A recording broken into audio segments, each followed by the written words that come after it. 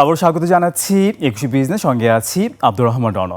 দর্শক, আমরা এই অনুষ্ঠানের মাধ্যমে জানিয়ে দেবো দেশ বিদেশের ব্যবসা বাণিজ্য, অর্থনীতি ও শেয়ার বাজারের সর্বশেষ খবরাখবর। দর্শক, আমরা জানি যে ঢাকা স্টক এক্সচেঞ্জের লেনদেন শেষ হয়েছে কিছুক্ষণ আগেই। তো ঢাকা স্টক এক্সচেঞ্জের লেনদেন নিয়ে আজকে আমরা কথা বলতে চাই, এবং এই জন্য আমাদের সাথে রয়েছেন CWT অ্যাসেট ম্যানেজমেন্টের CEO তারিক ইব্রাহিম।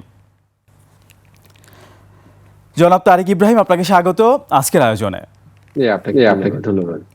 আমরা টানা একটা উত্থান দেখছিলাম, তো গত কয়েকদিন কিছুটা ওঠানামা দেখতে পাচ্ছি। গত কার্য দিবসে, আগের কার্য দিবসে একটা নেগেটিভ ট্রেন্ড ছিল, আজকেও একটা নেগেটিভ ট্রেন্ড দেখলাম। তো এটাকে কি আমরা স্বাভাবিক মূল্য সংশোধন বলবো, নাকি মধ্যপ্রাচ্য আবার অশান্ত সেটার একটা প্রভাব, নাকি আমরা যেটা দেখছি যে খসড়া মার্জিন রুল নিয়ে কিন্তু অনেক কথা হচ্ছে মার্কেটে, সেটার প্রভাব কিভাবে দেখছেন? আপনি যে প্রসঙ্গগুলো বললেন, আসলে সেই প্রসঙ্গগুলোর তো কম বেশি প্রভাব থাকেই। দুটা জিনিস, একটা হলো যে মার্কেট কিন্তু আসলে গত 3 মাসে একটা সাস্টেইন র্যালি দিয়েছে। সো র্যালি দেওয়ার ফলে কিন্তু মার্কেট এখন আমাদের রিসেন্ট টাইমে মার্কেট ইন্ডেক্স লেভেলের পিক ছিল 6200-র মতো। তো কিন্তু আমরা কিন্তু পিক মার্কেটের খুব কাছাকাছি অবস্থান করছি।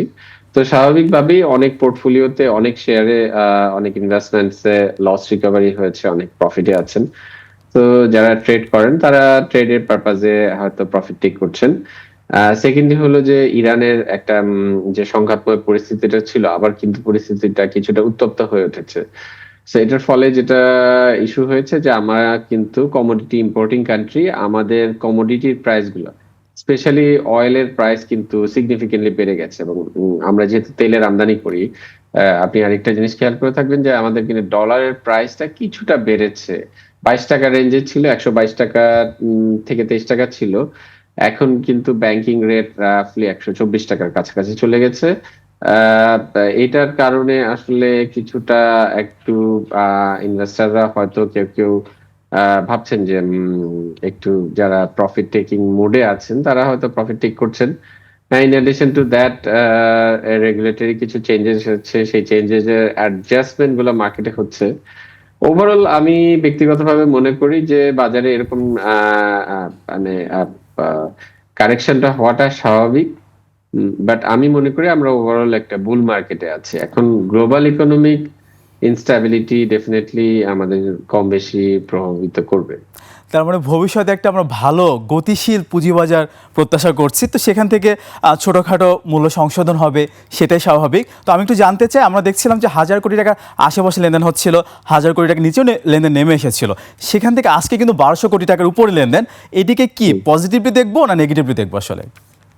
আসলে একদিন দুই দিনের ট্রেড দিয়ে তো আসলে সবকিছু প্রেডিক্ট করা যায় না। বাট ওভারঅল আমরা যে ট্রেডটা দেখছি গত 1 মাস ধরে, কিন্তু বাজারে 1000 কোটি টাকার আশেপাশে বা 1000 কোটি টাকার বেশি ট্রেড হচ্ছে। এবং কখনো কখনো মনে হচ্ছে যে আমরা 2000 কোটি টাকার মাইল ফলকও ছুঁয়ে ফেলতে পারি। এটা কিন্তু ইন্ডিকেট করতেছে বাজারে ওভারঅল লিকুইডিটি আসতেছে। এর সাথে যদি আপনি মিলিয়ে দেখেন যে ট্রেজারি রেটের যে সেটা কিন্তু কমতির দিকে, এবং আমাদের ট্রেজারি রেট গুলো প্রায় অন এন অ্যাভারেজ 9% এর আশেপাশে চলে এসেছে, যেটা কিন্তু 1 বছর আগে প্রায় 11% বা তার বেশি ছিল। আরেকটা জিনিস, বাংলাদেশ ব্যাংকের তথ্য থেকে কিন্তু পাওয়া যাচ্ছে যে রিজার্ভ মানি গ্রোথ প্রায় 22% হয়ে গেছে। আমি মনে করি যে এটা গভর্নমেন্টের এক ধরনের ম্যাক্রো পলিসিগত ডিসিশন, কারণ আমাদের জিডিপি গ্রোথ ফোরকাস্ট কিন্তু অনেক কমে এসে প্রায় 3% এর কাছাকাছি চলে এসেছে। সো ইকোনমিকে রিভাইভ করতে হলে মানি সাপ্লাইটা কিছুটা বাড়ানো দরকার। সো গভর্নমেন্ট সেটাই করতেছে। আমার মনে হয় যে এই যে লিকুইডিটিটা, এই লিকুইডিটিটা কিন্তু অ্যাসেট অ্যাপ্রিসিয়েশনও একটা বিশাল ভূমিকা রাখে। তো আমাদের কিন্তু শেয়ার বাজারে লিকুইডিটি প্রাথমিকভাবে তার রাস্তা খুঁজে পায় কিন্তু শেয়ার বাজারে এবং অ্যাসেট মার্কেটে। তো আমরা মনে করছি যে ডেফিনেটলি ইন্টারেস্ট রেট এবং লিকুইডিটি যেহেতু বাড়তেছে, ওভারঅল স্টক মার্কেটে থাকা অ্যাসেট গুলোর ভ্যালুয়েশনও বৃদ্ধি পাবে ওভার দ্য লং রান। আচ্ছা, আমরাও সেটাই প্রত্যাশা করছি। এই মুহূর্তে মার্কেটে পিবি রেশিও, সেই সাথে পি রেশিও, এটা নিয়ে বেশ তর্ক বিতর্ক হচ্ছে। আপনি জানেন যে খসড়া মার্জিন রুলে পিবি রেশিওর ভিত্তিতে মার্জিন রুল দেওয়া হবে বলা হচ্ছে ব্যাংক, ফাইন্যান্স, লাইফ, নন লাইফকে। তো পিবি রেশিও ভালো না পি রেশিওতে থাকা উচিত, কিভাবে দেখছেন? জেনারেলি একটা মার্কেটে আসলে ভ্যালুয়েশন ম্যাট্রিক্স অনেক ধরনেরই আছে। আচ্ছা। প্রাইস টু আর্নিংস রেশিও একটা গুরুত্বপূর্ণ valuation matrix. To as a starter definitely আপনাকে একটা শেয়ারকে অ্যানালাইসিস করতে হলে আরো গভীরভাবে দেখতে হবে।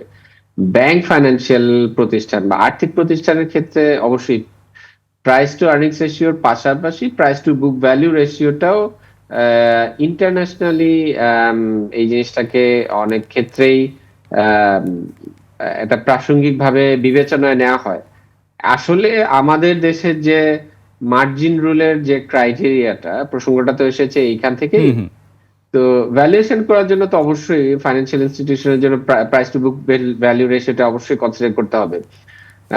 আমাদের দেশে মার্জিন রুলের ব্যাপারটা হলো যে গ্লোবালি কিন্তু আসলে রেগুলেটর এই মার্জিনের ব্যাপারটা ইন্ডিভিজুয়াল ইনস্টিটিউশনের হাতে ছেড়ে দেয়। এখন ইন্ডিভিজুয়াল ইনস্টিটিউশনের ক্যাপিটাল অ্যাডিকুয়েসি মেনটেন করতে হয়, কিন্তু আমাদের দেশে একটা সমস্যা হয়ে গেছে যে বেশিরভাগ ইনস্টিটিউশন মার্জিন রুল প্রুডেন্টলি ম্যানেজ করতে পারে না।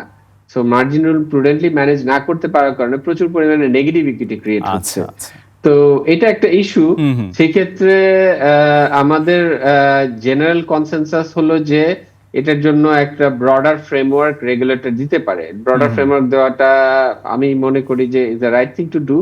হ্যাঁ, এর মধ্যে বিভিন্ন রিলেটেড পার্টি বিভিন্ন ধরনের ইনপুট দিবে যে আসলে ক্রাইটেরিয়াটা কতটুকু রিজিড হওয়া উচিত আর কতটুকু ইনস্টিটিউশনের হাতে ছেড়ে দেওয়া উচিত। আমার ব্যক্তিগত মতামত হলো যে রেগুলেটরের উচিত জিনিসটাকে একটা ব্রডার গাইডলাইনে ছেড়ে দিয়ে ইনস্টিটিউশনকে অ্যাকাউন্টেবল করা, যে তারা কিভাবে মার্জিন লোন দিচ্ছে সেটার জন্য যাতে তারা নিজেরা দায়বদ্ধ থাকে। সেটাই।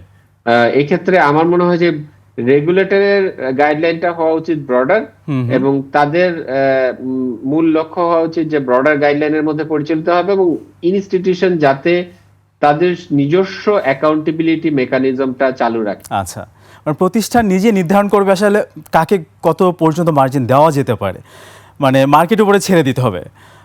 এরকমটি করলে ভালো হবে বলে আপনি মনে করছেন? মার্কেটের উপরে অবশ্যই ছেড়ে দেওয়া উচিত, বাট মার্কেটে যে ইনস্টিটিউশনটা লোন দিচ্ছে তার অ্যাকাউন্টেবিলিটিটা নিশ্চিত করতে হবে।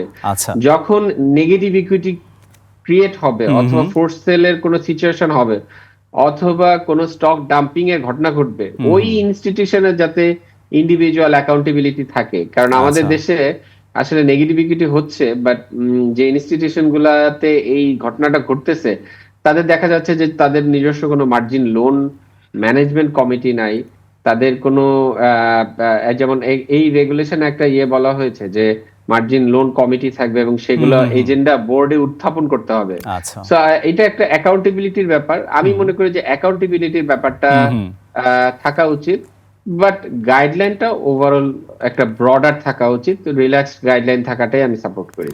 এখন খসড়া মার্জিন রুলের যে ব্যাপারে বলা হচ্ছে যে 2 সপ্তাহ পর্যন্ত মতামত দেওয়া যাবে, তো সেই ক্ষেত্রে কিভাবে দেখছেন বিষয়টিকে? অলরেডি এটার কারণে মার্কেট কিছুটা প্যানিক কিনা, কিছুটা বিভ্রান্ত কিনা, কিভাবে বিশ্লেষণ হবে এই বিষয়টাকে আপনি কিভাবে দেখছেন? মানে এখানে অনেকে বলবে যে প্যানিক, হয়তোবা কিছুটা ইনভেস্টররা হয়তো যারা ফোরকাস্ট করতেছেন যে এই ধরনের রুলটাই থেকে যাবে, তারা হয়তো কিছু কিছু শেয়ার থেকে এক্সিট নিচ্ছেন। এটাও সত্যি।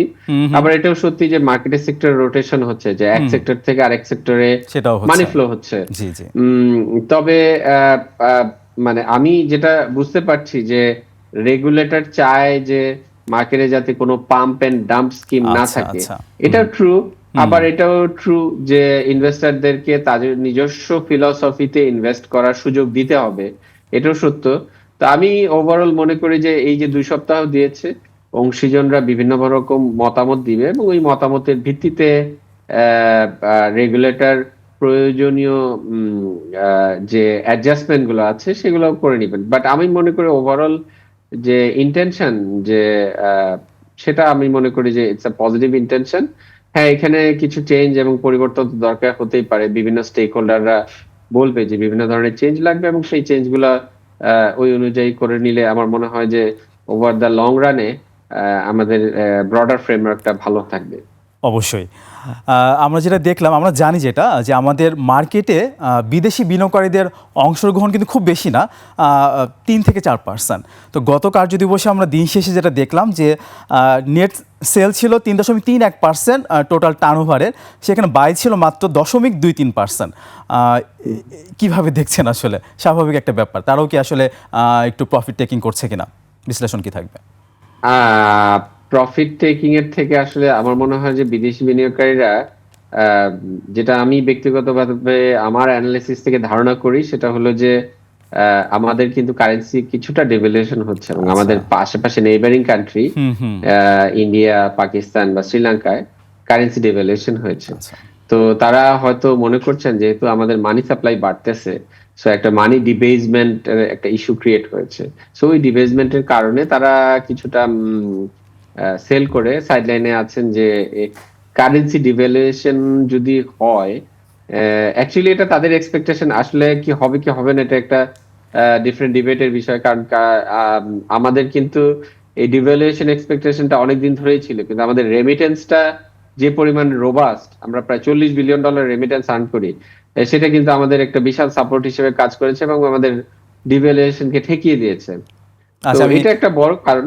আচ্ছা আর আচ্ছা। আরেকটা ইস্যু হলো যে তারা আসলে ওভারঅল ফ্রন্টিয়ার মার্কেট থেকে এক ধরনের এক্সিটের মধ্যে আছে, এটা একটা কারণ আর কি। বাট আমার মনে হয় যে আমাদের যে রিফর্ম গুলো হচ্ছে, হুম হুম। স্পেশালি লিস্টিং নিয়ে যে কাজগুলো হচ্ছে, এগুলো হলে আবার ইনভেস্টরদের পার্টিসিপেশনটা বাড়বে। আচ্ছা আচ্ছা। তারপর ডলার রেট বাড়ার কারণে কিছুটা সেল প্রেশার, ডলার রেট আরো বাড়লে কি আরো সেল প্রেশার আসবে কিনা? কিভাবে বলবেন, ব্যাখ্যাটা কি থাকবে?